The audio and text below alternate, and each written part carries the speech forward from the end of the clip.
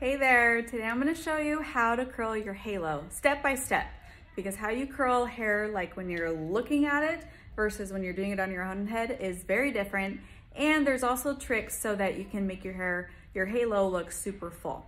So here we go. This is a layered 18-inch. I already did one curl just to make sure my iron was working. I'm using the Babyliss Pro Nano Titanium in 1.25 inches. So I love the 1.25 inches because it relaxes to a really soft wave like what I'm wearing, and it holds just fine. You could definitely do a 1 inch, but I wouldn't go bigger than a 1.25 inches just for hold purposes. I would definitely go with a professional iron versus something else, just because it'll get really hot.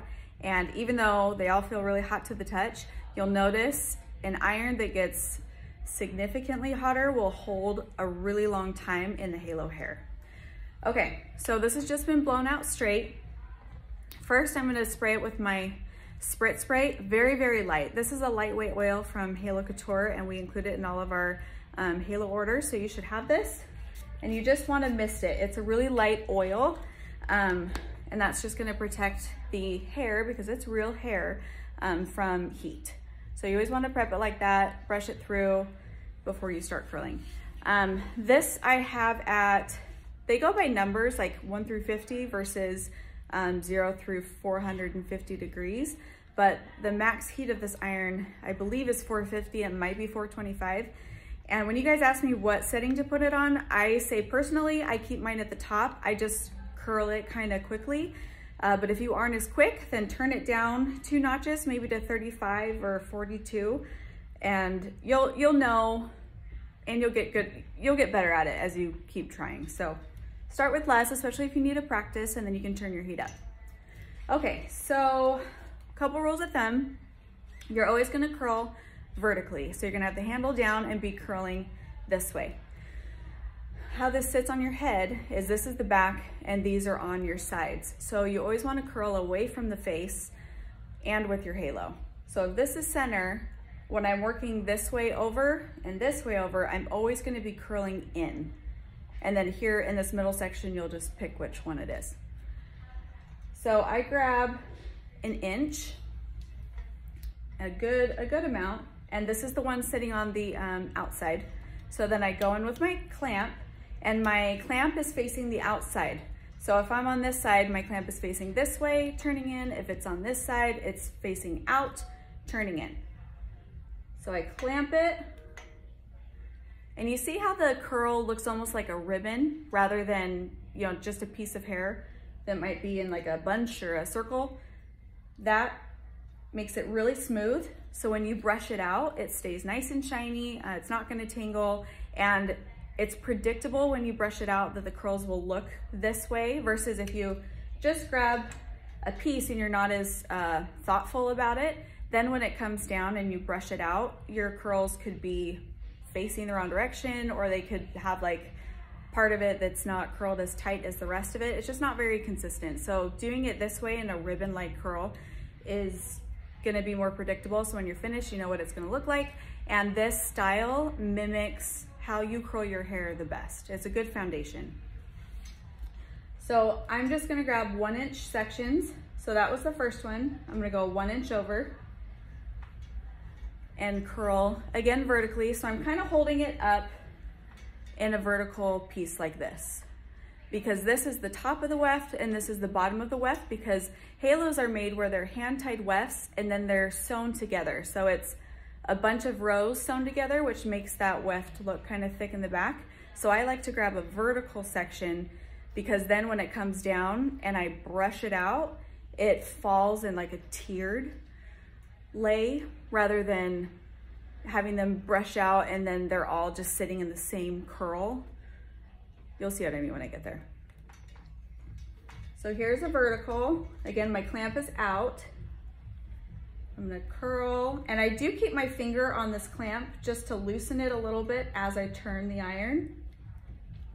And then I'll hold it there just for 3 seconds at the most, and then I'll click it out, just like that. And you want them to be looking kind of tight when you first curl them, because we're gonna brush them out. I don't like to keep them in a tight curl because that's not natural looking at all. So we want it to be more of a wave. So I'm gonna curl all the way to here, and then when I switch directions, I'll give you another tip.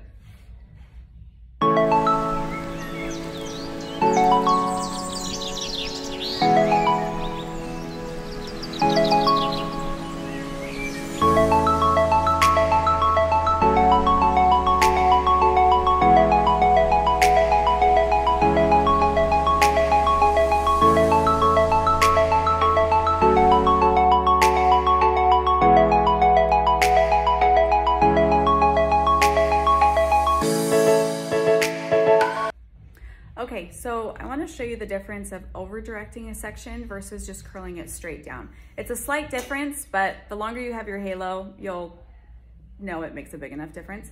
So if I were to just pick up a section and I do a curl and I stay put exactly where I am, I just curl straight down, you'll notice that the curl starts lower. And we all know that curls just fall throughout the day or throughout, the time. So if you can get a tighter curl to begin with, then it'll last longer over time. So that one I curled straight down. This one I'm gonna over direct. So when I say over direct, it means the handle of your iron is like over directing out. So if I'm gonna be curling towards the middle, then I'm gonna over direct with the handle so that not only am I curling away, but it's like curling up. Let me show you.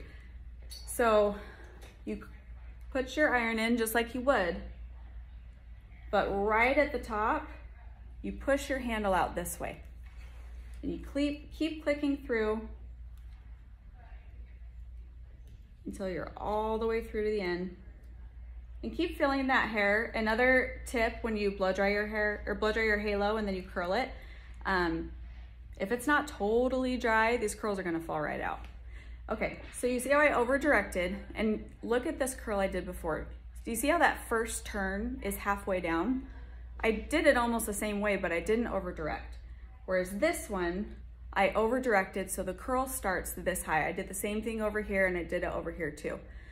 So when I go to brush this out, this curl is gonna last a lot longer and be way more bouncy than the rest of them, versus if I just curl right in place and don't over direct.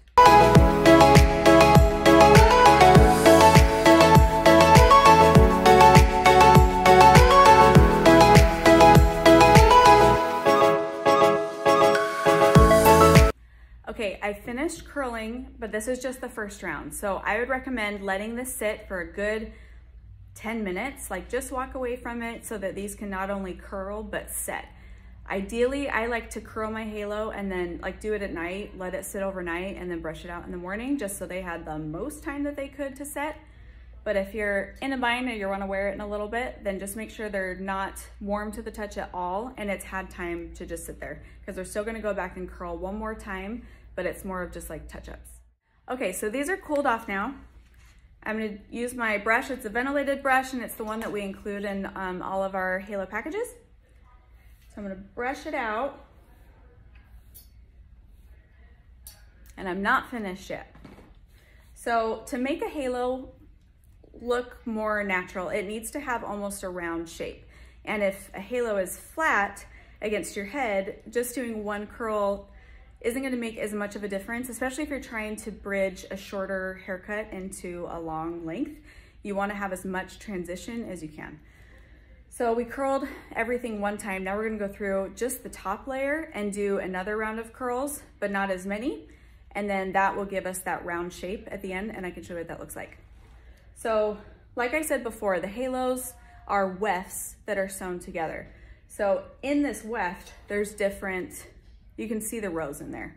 So just grab like a top layer, about 1 inch wide, and do the same thing and super over direct on that top layer. And this is gonna give you a much fuller, rounder look. And you can already tell if there's like a base curl down here and then you'll have curls through here, it's doing it in layers like this.